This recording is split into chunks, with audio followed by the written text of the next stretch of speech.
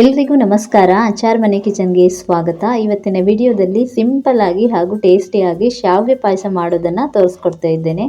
ಶಾವಿಗೆ ಪಾಯಸ ಅಂದ ತಕ್ಷಣ ಹಾಲನ್ನು ಬಳಸ್ಕೊಂಡೇ ಹೆಚ್ಚಾಗಿ ಮಾಡ್ತಾರೆ. ಬಟ್ ನಾನಿವತ್ತು ಹಾಲನ್ನು ಉಪಯೋಗಿಸ್ಕೊಳ್ದೇನೆ ರುಚಿ ರುಚಿಯಾಗಿರುವಂಥ ಶಾವಿಗೆ ಪಾಯಸ ಮಾಡೋದನ್ನು ತೋರಿಸ್ಕೊಟ್ಟಿದ್ದೇನೆ. ಬನ್ನಿ ಯಾವ ರೀತಿ ಮಾಡೋದಂತ ನೋಡೋಣ.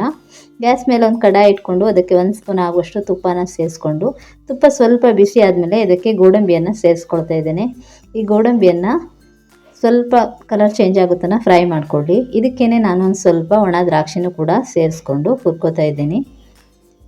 ನೀವು ನಿಮ್ಗೆ ಇಷ್ಟವಾದಂಥ ಯಾವ ಡ್ರೈ ಫ್ರೂಟ್ಸ್ ಬೇಕಾದರೂ ಸೇರಿಸ್ಕೋಬೋದು. ನೋಡಿ, ಇದು ಫ್ರೈ ಆಗಿದೆ, ಇದನ್ನು ತೆಗೆದಿಟ್ಕೊಳ್ತಾ ಇದ್ದೇನೆ.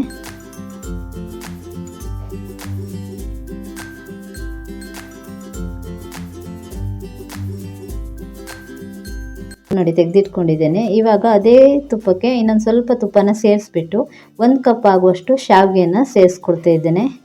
ಈ ಶಾವಿಗೆಯನ್ನು ಅಷ್ಟೇ ಸಣ್ಣ ಉರಿಯಲ್ಲಿ ತುಪ್ಪದಲ್ಲಿ ಚೆನ್ನಾಗಿ ಹುರ್ಕೋಬೇಕು. ಈ ಶಾವಿಗೆ ಪಾಯಸಕ್ಕೆ ನಾವು ಶಾವಿಗೆಯನ್ನು ಎಷ್ಟು ಚೆನ್ನಾಗಿ ಹುರ್ಕೋತೀವೋ ಅಷ್ಟು ಒಳ್ಳೆಯದು. ಸ್ವಲ್ಪ ಶಾವಿಗೆ ಹುರ್ಕೊಳ್ಳೋದಕ್ಕೆ ಸ್ವಲ್ಪ ಟೈಮ್ ತಗೊಳ್ತದೆ. ಸಣ್ಣ ಉರಿಯಲ್ಲಿ ಚೆನ್ನಾಗಿ ಗೋಲ್ಡನ್ ಕಲರ್ ಬರೋ ತನಕ ಹುರ್ಕೋಬೇಕು. ಸಾಮಾನ್ಯವಾಗಿ ಶಾವಿಗೆ ಪಾಯಸ ಮಾಡುವಾಗ ಬಿಸಿ ಇರುವಾಗ ಸರಿಯಾದ ಕನ್ಸಿಸ್ಟೆನ್ಸಿಯಲ್ಲಿರ್ತದೆ. ತಣದ ಮೇಲೆ ಅದು ಇನ್ನೂ ಗಟ್ಟಿ ಆಗ್ತಾ ಹೋಗ್ತದೆ. ಬಟ್ ಈ ಮೆಥಡಲ್ಲಿ ನೀವು ಒಮ್ಮೆ ಟ್ರೈ ಮಾಡಿ.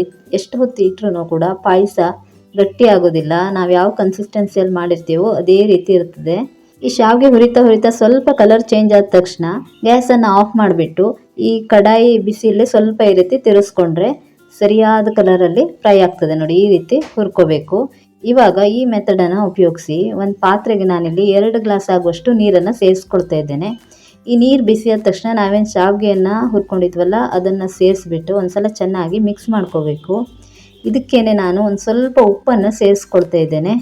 ಯಾವುದೇ ಒಂದು ಪಾಯಸಕ್ಕಾಗಲಿ ಸ್ವೀಟ್ಗಾಗಲಿ 1 ಪಿಂಚ್ ಉಪ್ಪನ್ನು ಸೇರಿಸ್ಬೇಕು. ಆವಾಗ ರುಚಿ ಚೆನ್ನಾಗಿ ಬರ್ತದೆ. ಇಲ್ಲಾಂದ್ರೆ ಒಂದು ರೀತಿ ಉಪ್ಪಿನ ಸಪ್ಪೆ ಅನ್ನಿಸ್ತದೆ. ದೇವ್ರ ನೈವೇದ್ಯಕ್ಕಾದರೆ ಸೇರಿಸ್ಕೋಬೇಡಿ. ಮುಚ್ಚಿಬಿಟ್ಟು ಶಾವಿಗೆ ಈ ರೀತಿ ಚೆನ್ನಾಗಿ ಎರಡ್ಕೊಳ್ಳೋ ರೀತಿಯಲ್ಲಿ ಬೇಯಿಸ್ಕೋಬೇಕು. ನೋಡಿ, ಶಾವಿಗೆ ಚೆನ್ನಾಗಿ ಎರಡ್ಕೊಂಡು ಬೆಂದಿದೆ. ಈ ರೀತಿ ಬೇಯಿಸ್ಕೊಳ್ಳಿ. ಇಲ್ಲಿ ನಾನು ಶಾವಿಗೆ ಪಾಯಸಕ್ಕೆ ಹಾಲನ್ನು ಬಳಸ್ಕೊಂಡಿಲ್ಲ. ಬದಲಾಗಿ ಒಂದು ತೆಂಗಿನಕಾಯಿಯನ್ನು ತುರಿದ್ಬಿಟ್ಟು ಮಿಕ್ಸಿಗೆ ಹಾಕಿ ರುಬ್ಬಿ ಈ ರೀತಿ ತೆಂಗಿನಕಾಯಿ ಹಾಲನ್ನು ರೆಡಿ ಮಾಡಿ ಇಟ್ಕೊಂಡಿದ್ದೇನೆ. ಇದು ಮೊದಲನೇ ಸಲ ತೆಗೆದಿಟ್ಕೊಂಡಂಥ ಹಾಲು, ಮಂದ ಹಾಲು ಅಂತ ಹೇಳ್ತೀವಲ್ಲ ಅದನ್ನು ಸೇರಿಸ್ಕೊಳ್ತಾ ಇದ್ದೇನೆ. ಇವಾಗ ನೋಡಿ, ಒಂದು ಸಲ ಚೆನ್ನಾಗಿ ಮಿಕ್ಸ್ ಮಾಡ್ಕೋಬೇಕು. ಇದಕ್ಕೇನೆ ನಾನು 2ನೇ ಸಲ ತೆಗೆದಿಟ್ಕೊಂಡಿರುವಂತಹ ಇನ್ನೊಂದು ಸ್ವಲ್ಪ ತೆಂಗಿನಕಾಯಿ ಹಾಲನ್ನು ಪುನಃ ಸೇರಿಸ್ಕೊಂಡು ಈ ರೀತಿ ಮಿಕ್ಸ್ ಮಾಡ್ಕೊಳ್ತಾ ಇದ್ದೇನೆ. ಈ ಶಾವಿಗೆ ಪಾಯಸನ ನಾವು ಆದಷ್ಟು ಸ್ವಲ್ಪ ತೆಳುನೇ ರೆಡಿ ಮಾಡ್ಕೋಬೇಕು. ಯಾಕಂತಂದರೆ ಇದು ಕುದೀತಾ ತಣದ ಮೇಲೆ ಇನ್ನೂ ದಪ್ಪ ಆಗ್ತದೆ. ಇದಕ್ಕೆ ಸಕ್ಕರೆಯನ್ನು ನಿಮ್ಮ ಸಿಹಿಗೆ ಅನುಸಾರವಾಗಿ ಸೇರಿಸ್ಕೋಬೋದು.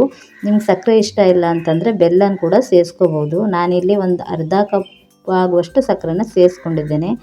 ಸಕ್ಕರೆ ಸೇರಿಸಾದ್ಮೇಲೆ ಒಂದು ಸಲ ಚೆನ್ನಾಗಿ ಈ ರೀತಿ ಮಿಕ್ಸ್ ಮಾಡ್ಕೊಳ್ಬೇಕು. ಇವಾಗ ಇದಕ್ಕೇನೆ ನಾನು ಒಂದು ಸ್ವಲ್ಪ ಏಲಕ್ಕಿ ಪೌಡ್ರನ್ನು ಅದೇ ರೀತಿ ತುಪ್ಪದಲ್ಲಿ ಹುರಿದಿರುವಂಥ ಗೋಡಂಬಿ ದ್ರಾಕ್ಷಿನ ಕೂಡ ಸೇರಿಸ್ಕೊಳ್ತಾ ಇದ್ದೇನೆ. ಇವಾಗ ಮಧ್ಯಮ ಉರಿಯಲ್ಲಿ ಗ್ಯಾಸನ್ನು ಮಧ್ಯಮ ಉರಿಯಲ್ಲಿ ಇಟ್ಕೊಂಡು ಚೆನ್ನಾಗಿ ಈ ರೀತಿ ಕೈ ಬಿಡದೇನೆ ಮಿಕ್ಸ್ ಮಾಡ್ಕೊಳ್ತಾ ಬನ್ನಿ. ಈ ಮೆಥಡಲ್ಲಿ ಒಮ್ಮೆ ನೀವು ಶಾವಿಗೆ ಪಾಯಸನ ಒಮ್ಮೆ ಟ್ರೈ ಮಾಡಿ. ತುಂಬ ಚೆನ್ನಾಗಿ ಬರ್ತದೆ. ಇದರಲ್ಲಿ ಹಾಲು ಹಾಕದೆ ಮಾಡಿದ್ದು ಅನಿಸೋದೇ ಇಲ್ಲ. ಸೇಮ್ ಹಾಲು ಹಾಕಿ ಮಾಡಿದವಾಗ ಯಾವ ರೀತಿ ಟೇಸ್ಟ್ ಇರ್ತದೋ ಅದೇ ಟೇಸ್ಟಲ್ಲೇ ಇರ್ತದೆ ಪಾಯಸ. ಮೇಲ್ಗಡೆ ಒಂದು ಸ್ವಲ್ಪ ತುಪ್ಪನ ಸೇರಿಸ್ಕೊಳ್ತಾ ಇದ್ದೇನೆ.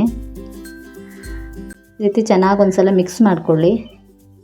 ಪಾಯಸನ ಕುದಿಯೋ ಸಂದರ್ಭದಲ್ಲಿ ತುಂಬ ದಪ್ಪ ಇಟ್ಕೋಬಾರ್ದು, ಸ್ವಲ್ಪ ತೆಳುನೇ ಇಟ್ಕೋಬೇಕು. ಆದರೆ ಚೆನ್ನಾಗಿ ಕುದಿಸಬೇಕು. ಈ ಶಾವಿಗೆ ಹಾಲೆಲ್ಲ ಚೆನ್ನಾಗಿ ಹೊಂದ್ಕೊಂಡಾವಾಗಲೇ ಈ ಶಾವಿಗೆ ಪಾಯಸದ ರುಚಿ ತುಂಬ ಚೆನ್ನಾಗಿ ಬರೋದು. ಈ ಶಾವಿಗೆ ಪಾಯಸ ತುಂಬ ಬಿಸಿ ಇರುವಾಗ ತಿನ್ನೋದಕ್ಕಿಂತ ಸ್ವಲ್ಪ ತಣದ ಮೇಲೆ ತಿಂದರೆ ಅದರ ಟೇಸ್ಟ್ ಇನ್ನೂ ಚೆನ್ನಾಗಿರ್ತದೆ. ತುಂಬ ಸಿಂಪಲ್ಲಾಗಿ ಹಾಲನ್ನು ಬಳಸ್ಕೊಳ್ದೇನೆ ಶಾವಿಗೆ ಪಾಯಸನ ಯಾವ ರೀತಿ ಮಾಡೋದಂತ ಇವತ್ತಿನ ವಿಡಿಯೋದಲ್ಲಿ ತೋರಿಸ್ಕೊಟ್ಟಿದ್ದೇನೆ. ಖಂಡಿತ ನಿಮ್ಗೆ ಇವತ್ತಿನ ವಿಡಿಯೋ ಇಷ್ಟ ಆಯಿತು ಅನ್ಕೋತೀನಿ. ಒಮ್ಮೆ ಟ್ರೈ ಮಾಡಿ ಹೇಗಾಯಿತು ಅಂತ ನಿಮ್ಮ ಒಪಿನಿಯನನ್ನು ಕಮೆಂಟಲ್ಲಿ ತಿಳಿಸೋದನ್ನು ಮರಿಬೇಡಿ. ಮೊದಲನೇ ಸಲ ವಿಡಿಯೋ ನೋಡ್ತಿದ್ರೆ ನಮ್ಮ ಚಾನಲನ್ನು ಸಬ್ಸ್ಕ್ರೈಬ್ ಮಾಡಿ.